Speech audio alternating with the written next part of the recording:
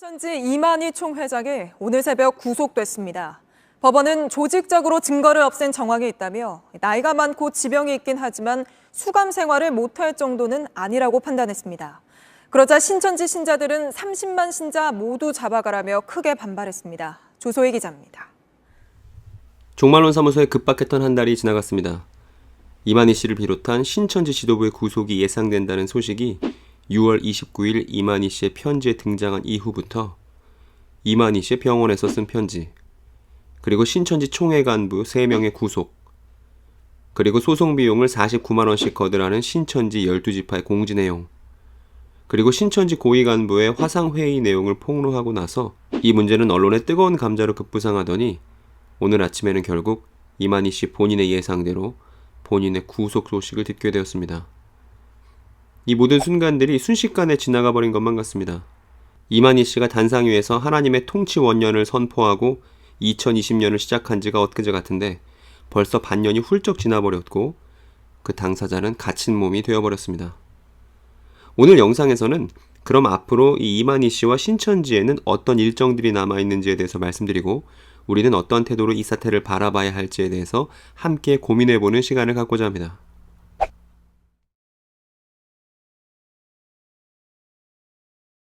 많은 사람들이 이만희 씨 구속에 많은 관심을 기울였습니다. 왜냐하면 이 사람의 범죄가 그동안 숨겨지거나 혹은 알려졌음에도 오랫동안 처벌을 받지 않았기 때문입니다. 그런데 비로소 이번에 구속되어서 지금 국가기관의 수사를 받고 있습니다. 수사를 받고 있는 내용에 대해서 정리를 해보자면, 먼저는 최근 언론에서 보도되었던 대로 감염법 위반, 그리고 56억 횡령과 이만희 씨 부인 48개 계좌를 운용한 32억 횡령, 그리고 신천지 행사를 위한 불법 대관으로 요약할 수 있습니다. 구속 수사를 할 수 있는 최대 기간은 20일입니다. 그래서 앞으로 8월 이내에 이만희 씨 구속 수사는 마무리가 될 거고요. 그리고 수사 마무리되는 시점부터 보석을 신청할 수 있습니다. 이만희 씨는 검찰 조사 과정에서 변호인을 통해서 자신은 지병이 있고 고령이라서 건강하지 않으니 구속은 면하게 해달라고 변론한 바 있습니다. 검사들에게 호통치기는커녕 구속만큼은 피하게 해달라는 죄인의 모습으로 자신이 30년 넘게 가르쳐온 내용을 정면으로 뒤집었던 것이죠. 이것이 신천지 교인분들에게는 너무 충격적이라서 오히려 받아들이기 어려우실 수 있겠다는 생각도 듭니다. 재판 과정 속에서 이만희 씨에게 유죄가 선고될 확률이 아주 높습니다.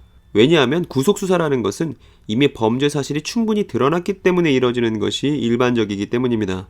신천지 총회본부의 공지에 나온 대로 이만희 씨를 위한 이만희 씨 변호인들의 소명은 충분했으나 그 충분한 소명이 범죄를 범죄 아닌 것으로 뒤집기에는 모자랐던 것이죠. 어찌되었든 최대 20일의 수감기간이 지나면 이후 보석 신청이 가능해질 겁니다. 만일 보석 신청이 받아들여지게 되면 이만희 씨는 한 달 이내에 두부를 드실 수가 있는 거죠. 만일 받아들여지지 않는다면 이만희 씨의 횡령 금액 56억만 놓고 볼 때 기본 4년에서 7년 정도의 수감 생활에 들어갈 것으로 예상됩니다. 물론 나이를 고려해서 감형이 있을 수 있겠지만 어느 쪽도 신천지 교인에게는 좋을 것이 없습니다. 보석이든 아니든 범죄 사실이 분명히 드러났다는 점에 대해서는 항변할 여지가 없게 되는 것이니까요. 그러나 그렇다고 이만희 씨와 신천지 문제가 끝나는 것은 아닙니다. 지난 2년간 신천지 지도부를 향한 고발이 끊이질 않았고 그 내용들이 모두 병합되어서 수사될 것이 예정되어 있기 때문입니다. 어떤 건들이 있냐 하면 먼저 승복을 입고 불교인 행사라며 신천지 포섭 활동을 했던 것이 종교사기건으로 지금 수원지검에 가 있습니다. 그리고 학원법 위반에 대해서도 별건으로 고발이 들어가 있고요. 그리고 제가 지난번 김현정의 뉴스쇼에서 말씀드렸었던 모 지파장들의 100억대 횡령 혐의들에 대해서도 수사가 이뤄질 예정입니다. 그리고 이러한 수사들이 모두 끝난다 하더라도 SBS에서 보도했었던 이만희 씨 100억대 비자금에 대해서는 아직 고발도 들어가지 않은 상황입니다.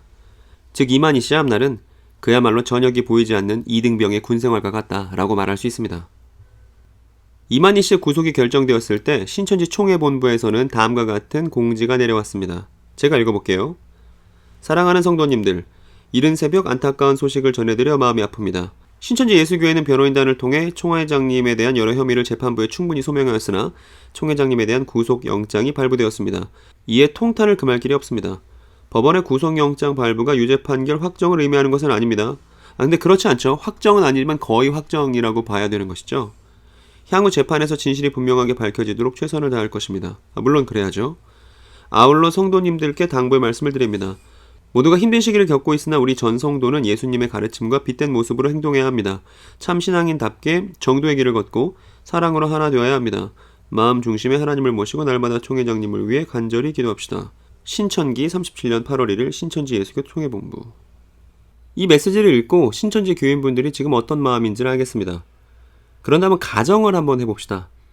만일 어떤 개신교 목사가 100억을 횡령했다는 혐의로 검찰의 구속수사를 받게 되었다고 가정을 한번 해봅시다. 신천지 교인 여러분, 여러분의 반응은 어떠했을까요? 역시 바벨론 목사답다고, 거짓 목사답다고 그렇게 조롱을 퍼붓고 댓글 달지 않았겠습니까? 그런데 만일 같은 건에 대해서 이만희 씨의 구속수사 소식에 대해서는 너무 관대한 모습이라면 이것은 이중잣대, 내로남불이라는 소리를 들어도 뭐라 할 말이 없겠죠. 그리고 또 입장을 바꿔서 기독교인들이 신천지 교인들에게 이 이만희 씨 구속건에 대해서 비아냥과 조소를 일궈난다면 신천지 교인들의 마음이 어떨지도 생각해 봅시다. 신천지 교인들이 어떤 마음을 품고 무슨 말을 할지 충분히 상상이 되시죠? 이미 제 영상 댓글들을 봐도 이런 댓글들이 많이 보입니다만 자발적인 자기 반성 및 탈퇴와는 거리가 먼 마음을 품게 만드는 일이 될 겁니다. 아까 총회본부의 메시지에서는 예수님의 가르침대로 하자는데 우리 편만 옹호하며 상대를 조롱하는 사람의 마음은 예수님 마음이 아니겠죠. 제 영상에 달린 어떤 댓글에서 어떤 분이 저에게 왜 이만희 씨와 신천지를 망하게 만드느냐고 앞으로 두고 보면 알 것이라고 저에게 엄포를 놓더군요.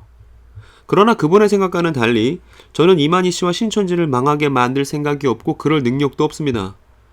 저는 그저 잘못한 것에 대한 정당한 처벌을 받고 뉘우치는 것, 그것 외에 저는 바라는 것이 없습니다. 누군가를 법에 의해 처벌받게 하는 것은 그 사람을 망하게 하려고 하는 복수가 아니죠. 법은 이러한 목적을 위해 있지 않습니다. 법치국가 안에서 법이 범죄 사실을 규정하고 처벌을 집행하는 것은 그 범법 행위 자체가 사회를 파괴하기 때문입니다. 그래서 법치국가인 우리나라는 사회가 정상적으로 기능하게 하기 위해서 이만희 씨와 신천지 고위 간부들, 그리고 신천지에 대해서 정당한 수사와 처벌을 내리려고 하는 중인 것이죠. 이것이 제가 이만희 씨 구속에 환호하지 않는 이유입니다. 그리고 신천지 교인 여러분들도 낙담할 이유 별로 없습니다. 우리 모두에게는 속이 텅 비어있는 승리가 아닌 진실이 필요하기 때문입니다. 만일 이만희 씨와 신천지 지도부의 구속 이후 신천지 내부의 파장이 크지 않다면 이것은 신천지 지도부가 통제를 잘해서 혹은 신천지 교인들이 범죄 사실에 대해서 정확히 몰라서일 수도 있겠지만 그 밖의 이유가 있다면 신천지 교인들을 둘러싼 분노, 비아냥, 비하 때문이란 생각이 듭니다. 외부의 압력이 심해지면 심해질수록 내부로는 더욱더 버텨야 한다는 당위성 또한 강화될 테니까요. 혹시 내가 신천지 교인들을 쉽게 무시하고 조롱하고 있을 때 내가 신천지 지도부 구속이라는 신천지 안에서의 전대미문의 큰 사건이 신천지 교인들에게 별 타격 없도록 만드는 것은 아닌가 하고 자문해 볼 필요가 있습니다.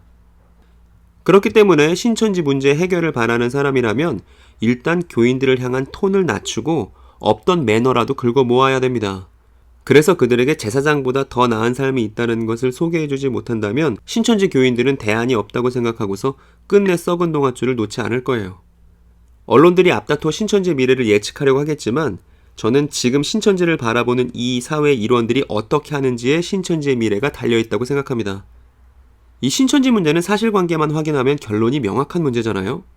그런데 사실관계를 확인하기도 전에 서로 조롱하고 속이고 욕부터 주고받는다면 오히려 문제 해결과 거리가 멀어질 것입니다. 그러니 지금이야말로 우리 모두가 지혜롭게 처신해야 될 때라고 생각합니다. 올해는 신천지 지도부의 조직 운영이 죽어버린 원년이기 때문입니다.